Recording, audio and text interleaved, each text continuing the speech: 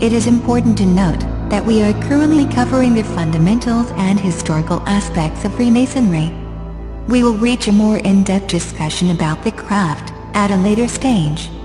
This series hopes to cover all aspects about the subject matter, including but not limited to Freemasonry, the Kabbalah, black magic, the Illuminati, atheism, the Jinn, and Zionism, just to mention a few topics. I do hope that you will be patient and focused, to be able to see the bigger picture, that I hope to be able to illustrate towards the conclusion of the series. With God's blessings, let us continue.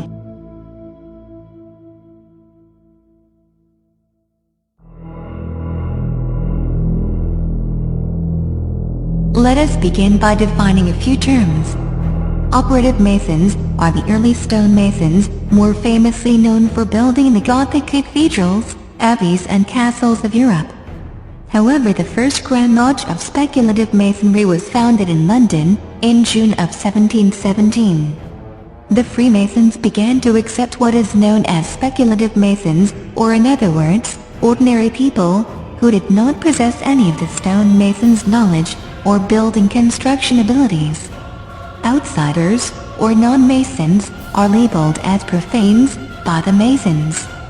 The reason why Masons use such a condescending term for non-Masons is because they do not possess the knowledge the Masons do, simply put. And the star on his skin? Pinnacle. And its meaning? The pinnacle is a pagan religious icon. Devil worship.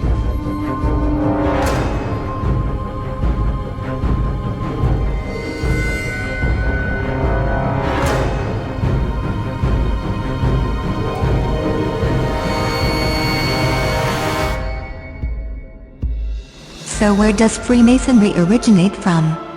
In the Cooke Manuscript of 1410, one of the oldest known texts which deals with Freemasonry, we read that, at the time of the construction of the Temple of Solomon, begun by King David, Solomon employed 24,000 Masons, and Solomon confirmed the rights which his father David had bestowed upon the Masons. Solomon himself taught them their methods, that is to say their traditions and practices, which are not very different than the rituals and rites practiced by today's Masons. Operative Masons who read this text saw it as a historical truth. They believed that they were applying a craft which dated back to the time of King Solomon, and which he had codified. However, the date of the construction of King Solomon's temple has not always been the key date in the Freemasons' cosmology. This central role was once given to the Tower of Babel, the Regius manuscript, which predates the Cooke Manuscript by 20 years, cites King Nimrod, the builder of the famous Tower of Babel, as the first and most excellent master. He it was, and not King Solomon, who gave the Masons their first charge, or in other words, their first rites, rituals, and practices. Masonic text known as the Thistle manuscript of 1756 says that King Nimrod created the Masons and gave them their signs and terms so that they could distinguish themselves from other people, or the profanes. It was the first time that the Masons were organized as a craft. It was during the early years of the 18th century that Freemasonry stopped seeing its origins in the Tower of Babel, and that King Solomon alone was considered the first Grand Master.